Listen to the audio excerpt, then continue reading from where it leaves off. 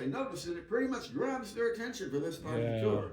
Now, the artwork over the bed is actually the newest thing in the room. We got this about 4 years ago from our sister hotel out of Charleston, the Vendue. Now, the Vendue has an art gallery attached to it. That's kind of their claim to fame. And one of their artists in residence was commissioned to create this, especially for room 311, just to lend a little spooky atmosphere to the place. I love it. Frankly, if you ask me, it does the job a little too well. I've had a couple of tours where I've brought guests in here, and they see that start to flutter around, and they bolt right back out the door.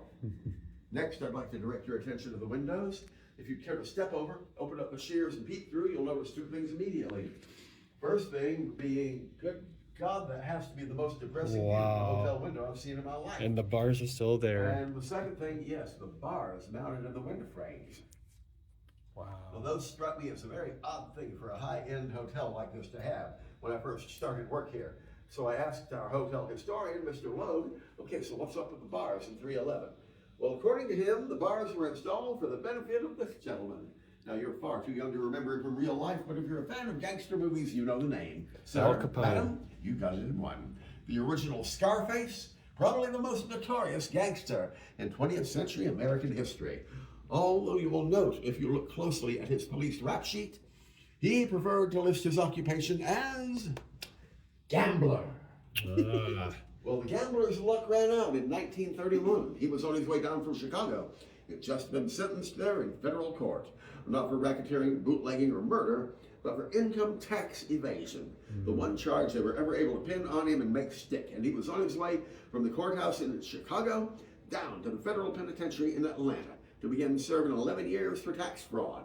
He would, of course, later be transferred to Alcatraz Island, but that is a whole separate story. What we're focused on is how he got down to Atlanta, because moving a prisoner around the country back in the 1930s presented a little bit of a challenge.